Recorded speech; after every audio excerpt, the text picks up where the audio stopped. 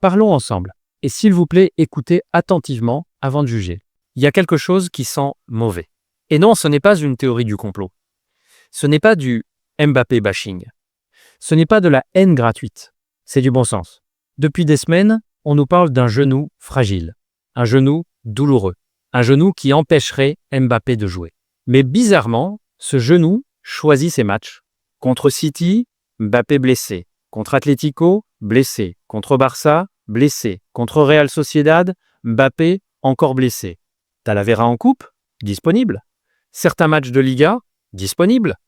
Benfica, finalement peu, être titulaire. À un moment donné, il faut arrêter de prendre les gens pour des naïfs.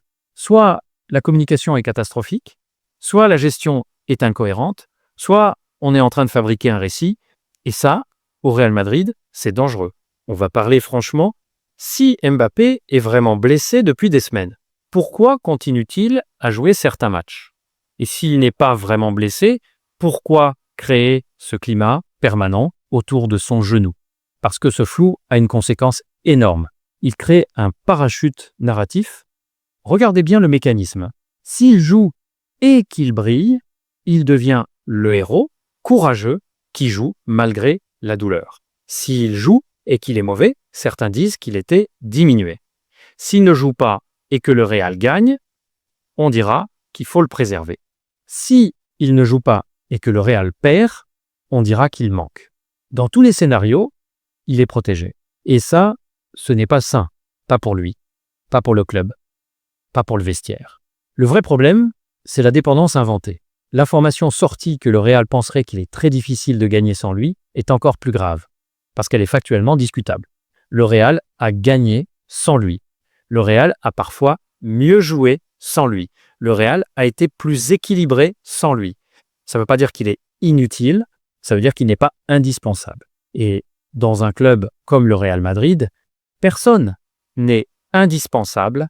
Alors pourquoi créer cette dépendance artificielle? Parce que ça flatte l'image, parce que ça nourrit le storytelling, parce que ça renforce le statut.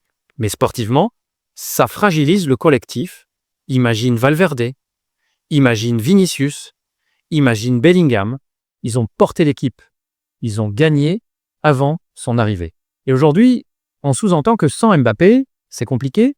Le message est violent, parce que le football, c'est 11 joueurs. Et quand tu donnes l'impression que l'un d'eux est au-dessus du système, tu crées une fracture invisible. Le vrai sujet, c'est le statut. Depuis son arrivée au Real Madrid, Mbappé n'est pas traité comme un joueur. Il est traité comme un projet. Et ça change tout. Quand un joueur devient un projet institutionnel, il n'est plus évalué uniquement sur le terrain. Il est protégé par l'investissement, il est protégé par l'image, il est protégé par la narration. Et ça, dans un vestiaire, ça se sent. Regardez bien. Est-ce qu'on parle autant de ses déplacements que de ses buts? Est-ce qu'on analyse autant ses replis défensifs que ses statistiques? Est-ce qu'on pointe du doigt ses matchs fantômes avec la même intensité que ceux d'un autre joueur? Non. Pourquoi? Parce que son aura le protège. On parle d'un joueur qui arrive avec un statut ballon d'or potentiel. Un joueur que le club a courtisé pendant des années. Un joueur qui représente une victoire politique pour la direction. Et quand tu es un symbole, on hésite à te contredire. Mais le football n'est pas politique. Le football est brutal, le terrain expose tout. Et ce que le terrain montre parfois, c'est que le Real est plus fluide sans lui. Pas plus talentueux, pas plus spectaculaire, mais plus fluide. Et ça, c'est un problème tactique. Quand Mbappé est sur le terrain, plusieurs choses se produisent mécaniquement. Le jeu penche vers lui. Les appels sont orientés pour le servir, les couloirs sont parfois saturés, le pressing devient asymétrique, ce n'est pas volontaire, ce n'est pas malveillant, c'est naturel. Quand tu as une star de ce calibre, l'équipe cherche instinctivement à l'alimenter. Mais le football moderne ne récompense plus les structures déséquilibrées. Regardez les grandes équipes européennes. Manchester City, le Bayern, l'Inter, même le PSG version post-Mbappé. Ce sont des équipes où la star s'intègre dans le système, pas l'inverse. Au Real aujourd'hui, on a parfois l'impression que le système s'adapte à Mbappé. Et ça crée des micro-déséquilibres. Pas énormes, pas catastrophiques, mais suffisant pour faire la différence dans les grands matchs. Personne ne le dira publiquement. Mais imaginez la situation, un joueur qui saute certains gros matchs, un joueur dont la blessure reste floue, un joueur qu'on présente comme indispensable, alors que les résultats ne le prouvent pas clairement. Les cadres voient ça. Valverde le voit, Vinicius le voit, Rudiger le voit, Courtois le voit, et dans un vestiaire, l'équité est fondamentale. Quand Cristiano était au Real, il travaillait comme un fou. Il s'entraînait plus que les autres. Il acceptait la critique. Son statut était légitime par le sacrifice. Aujourd'hui, la perception est différente. Pas parce que Mbappé ne travaille pas, mais parce que l'environnement autour de lui semble toujours le justifier. Et ça, inconsciemment, ça crée une tension. Ce qui est dangereux, c'est la fabrication constante d'un récit. S'il joue blessé, héros courageux. S'il est mauvais, diminué. S'il ne joue pas, gestion intelligente. S'il marque, sauveur. On est dans une boucle narrative où il ne peut presque jamais perdre symboliquement. Et ça, c'est pas sain. Parce que les très grands joueurs se construisent dans la confrontation, ils se construisent dans la remise en question. Ils se construisent quand on leur dit « ce n'est pas suffisant ». Si Mbappé n'entend jamais ce message, comment progresser? Le Real Madrid n'est pas un club normal. C'est un club qui avale les stars. Des légendes sont parties sous les sifflets, des ballons d'or ont été critiqués, des icônes ont été remplacées sans sentimentalité. L'exigence madrilène est impitoyable. Et pour l'instant, Mbappé évolue dans une bulle, pas une bulle confortable, mais une bulle de précaution. On évite le conflit, on évite la fracture médiatique, on évite le débat frontal. Mais plus on évite le débat, plus il grossit.